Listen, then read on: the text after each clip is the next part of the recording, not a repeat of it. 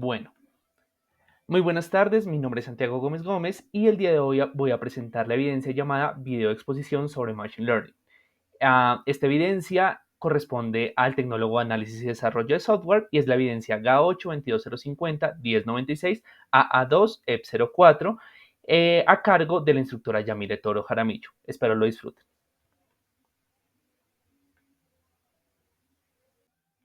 Bueno, primero vamos a comenzar con ¿qué es Machine Learning?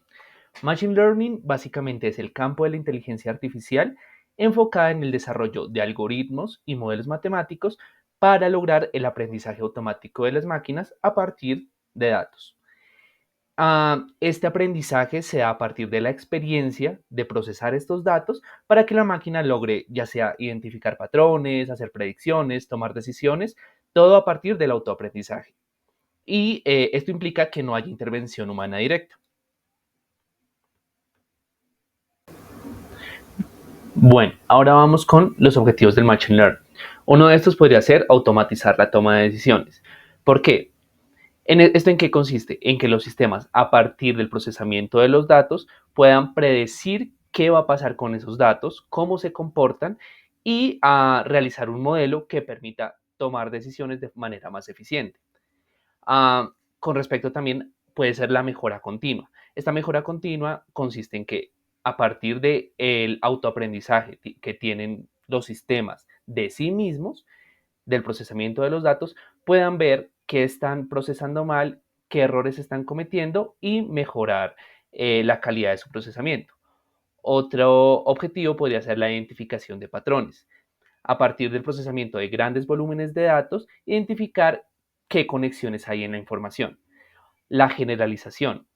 Este consiste en crear modelos que puedan ser adaptables a distintos tipos de situaciones o distintos tipos de datos. Y por último, la optimización de procesos.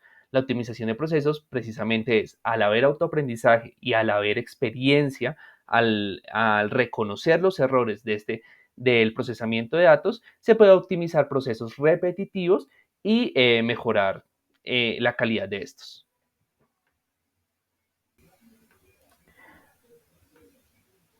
Bueno, ahora vamos a hablar de los antecedentes del Machine Learning. La primera fecha es 1950, con el científico informático Alan Turing creando el test de Turing. Este test tenía el objetivo de determinar la inteligencia de las máquinas. ¿Cómo? La prueba consistía en que un interrogador, una persona, mediante una interfaz de texto, se comunicaba con otra persona y con una máquina. El juego consistía en que el interrogador hiciera distintas preguntas y que la máquina intentara contestar de manera humana para convencer al interrogador de que no era la máquina. Bueno, posteriormente sigue la fecha de 1952 con Arthur Samuel. Ah, este científico informático creó el primer algoritmo capaz de aprender. Era un algoritmo de damas para jugar un juego de damas en donde el programa jugaba contra sí mismo y conforme iban pasando las partidas y analizando los resultados de las posiciones que iba jugando, mejoraba su juego. Posteriormente sigue en 1956 con el nacimiento como tal del campo de la inteligencia artificial. El nacimiento se da en la conferencia de Dartmouth, que consistió en la agrupación de distintos científicos con el objetivo de crear máquinas que pudieran aprender a través de la experiencia. Aquí se destaca el científico John McCarthy porque es el primero en usar el término inteligencia artificial. Y en 1959, el científico informático, nuevamente Arthur Samuel, utiliza por primera vez el término Machine Learning.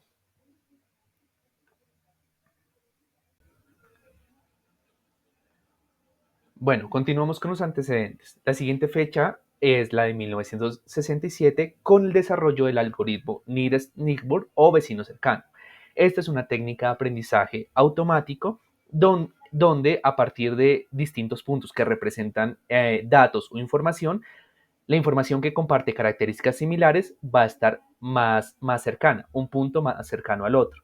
Y se puede clasificar de manera más óptima. Ahora bien, después continuamos con la década de los 70 a los 80. Este periodo de tiempo se denomina el primer invierno de la inteligencia artificial y el machine learning. ¿Por qué se le dice primer invierno? Es porque en esa época no se hacen avances representativos en este campo, principalmente por las limitaciones de la tecnología y porque los inversores dejan de tener interés por el desarrollo de máquinas que puedan aprender. Posteriormente sigue la fecha de 1981 con el modelo Explanation Based Learning, que también es un método de aprendizaje para resolver problemas.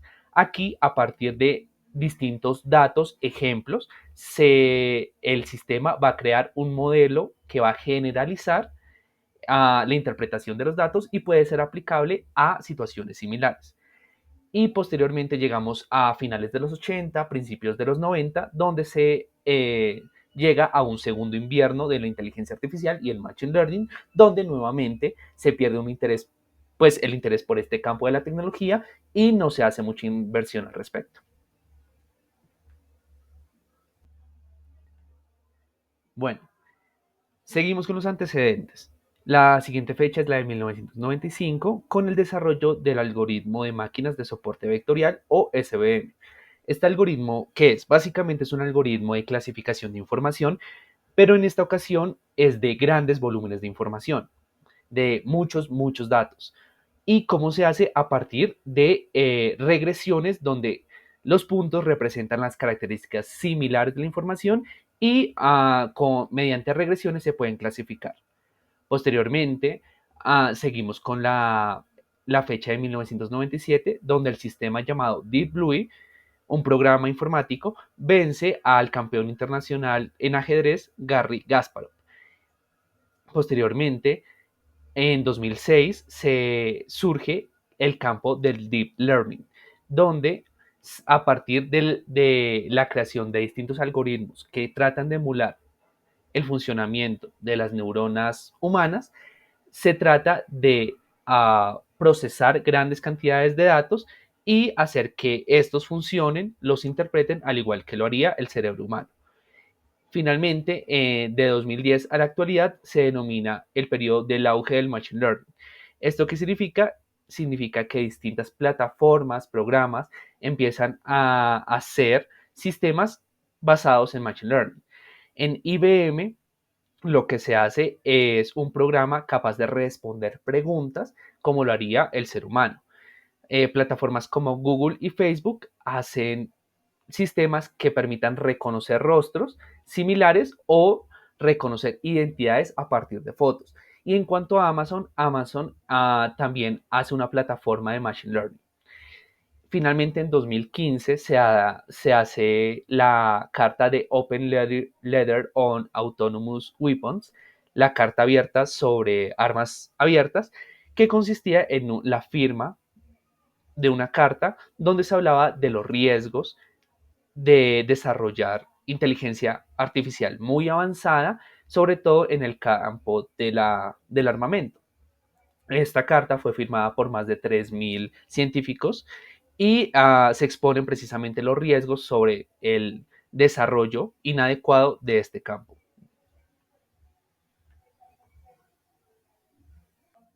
Bueno, ahora continuamos con ¿qué es la inteligencia artificial? La inteligencia artificial como tal es un campo de la informática centrada en crear sistemas capaces de realizar tareas comparables a los que realiza la mente humana. Esto mediante el desarrollo de algoritmos y modelos matemáticos que a partir del autoaprendizaje, del procesamiento de la información que se les dé, puedan realizar tareas como las hace el cerebro humano, como aprender, como el razonamiento lógico, el reconocimiento de voz y la resolución de problemas.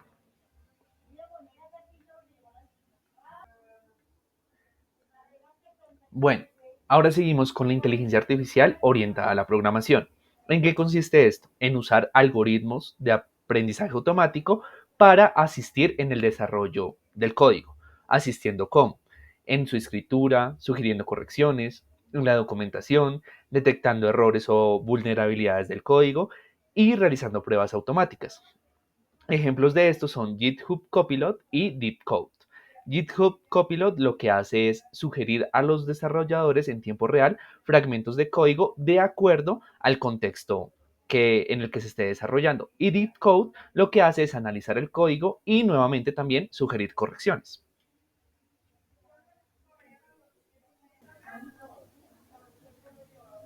Bueno, continuamos con la inteligencia artificial orientada a las conexiones neuronales. Esta consiste en el desarrollo de un conjunto de algoritmos interconectados que traten de emular el funcionamiento de las neuronas y la sinapsis del cerebro humano. ¿Para qué? Para procesar y almacenar grandes cantidades de datos. Este conjunto de algoritmos se compone de tres capas: una capa de entrada, una capa oculta y una capa de salida. La capa de entrada es la capa precisamente de entrada de los datos, de la información; la capa oculta donde se procesa esa información; y la capa de salida, la respuesta al procesamiento de esa información, que puede ser en predicción, de distintas maneras.